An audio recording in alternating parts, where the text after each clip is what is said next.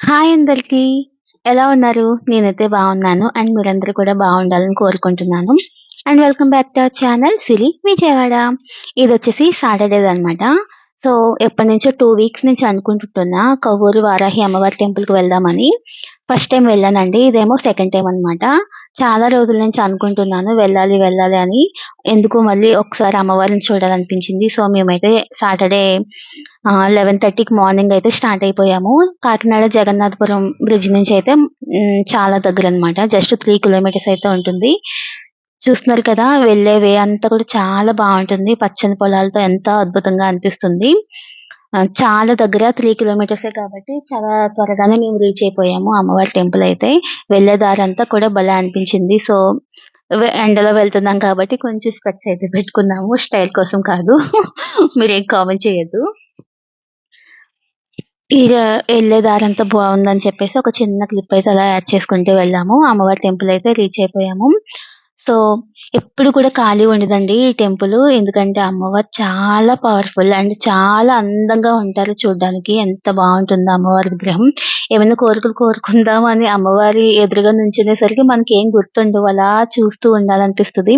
తిరుపతి వెంకటేశ్వర స్వామి దగ్గరికి వెళ్ళగానే మనం ఎలా మైమర్చిపోతామో అలానే అనిపిస్తది. ఏ టెంపుల్‌కెళ్ళినా కూడా నాకు అలాగే అనిపిస్తది. సో, ఆహ్, వెళ్ళాలి, వెళ్ళాలి అనుకున్నాం. సడెన్‌గా అయితే వెంటనే స్టార్ట్ అయిపోయాము. క్లోజ్ అయిపోతదో లేట్ అయింది కదా అని అనుకున్నాం కానీ టెంపుల్ టైమింగ్స్ అయితే మారాయన్నమాట. మార్నింగ్ 6 టు ఆఫ్టర్‌నూన్ 1 తర్వాత 4 టు ఆహ్, 8 వరకు ఉంటుందన్నమాట. ఇక్కడ ఏంటంటే నాకు బాగా నచ్చేది కాళ్ళు కడుక్కునే ప్లేస్‌లో పసుపయితే ఎప్పుడూ పెట్టుంటారనమాట. చక్కగా ఎళ్ళిన లేడీస్ అందరూ కూడా కాళ్ళకి పసుపు రాసుకొని చక్కగా అలా అమ్మవారిని దర్శించుకున్నప్పుడు చాలా భలే ఉంటుంది కదా! నిండుగా పసుపు రాసుకొని, బొట్టు పెట్టుకొని అలా అమ్మవారి దర్శనం చేసుకుంటే ఎంత బాగా అనిపిస్తుందో. సో, మా పాపకు కూడా చిన్ని పాదాలకైతే పసుపు రాసేసాను. వచ్చేసాం. చక్కగా ఎప్పుడెప్పుడు చూద్దామనుంది. క్రౌడ్ ఉంటుందేమో అని భయపడ్డాను కానీ పర్వాలేదండి. క్రౌడ్ ఉంది కానీ మరీ అంతయితే లేదు. లాస్ట్ టైమ్ వెళ్ళినప్పుడు చాలా హెవీ క్రౌడ్ అయితే ఉంది. ఇప్పుడైతే కొంచెం పర్వాలేదు.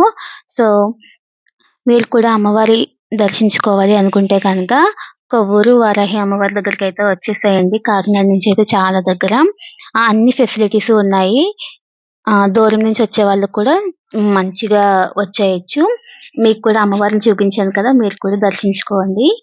ఎవరైనా రావాలి అనుకుంటే గనక వచ్చి దర్శనం చేసుకోండి. చాలా మన ప్రాబ్లమ్స్ అన్నీ కూడా సాల్వ్ అవుతాయి. అంత పవర్‌ఫుల్ అమ్మవారనమాట. నాకసలు ఫస్ట్‌లో వారాహి అమ్మవారి గురించి నాకేం తెలీదు. పవన్ కళ్యాణ్ ఎప్పుడైతే చెప్పారో అప్పటినుంచి అనుకునేదాన్ని అసలెలా ఉంటారు ఏంటి అన్నట్టు.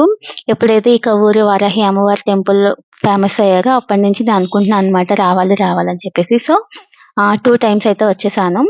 దర్శనం అయిపోయిన తర్వాత అన్నప్రసాదం దగ్గర కూడా వెళ్ళి భోజనం అయితే చేసేసాము. ఆ తర్వాత లాస్ట్‌లో లక్ష్మీ ప్రసన్న గారైతే వచ్చారు. అమ్మవారిని నిలబెట్టిన పర్సన్ ఉంటారు కదా! ఆవిడైతే వచ్చారనమాట. ప్రసాదాలవి ఏవో పంచిపెడుతున్నారు. మా బుడ్డది కూడా ప్రసాదం తీసుకొని తింటుంది. ఇదండి ఇవాల్టి వీడియో. అమ్మవారినైతే దర్శించుకున్నాము. మీరు కూడా దర్శించేసుకోండి. మీ కోరికలన్నీ కూడా నెరవేరాలని నేనైతే కోరుకుంటున్నాను. నా వీడియో నచ్చితే గనుక లైక్ చేయండి, షేర్ చేయండి, కామెంట్ చేయండి, సబ్స్క్రైబ్ చేయడం మర్చిపోకండి. Thank you so much.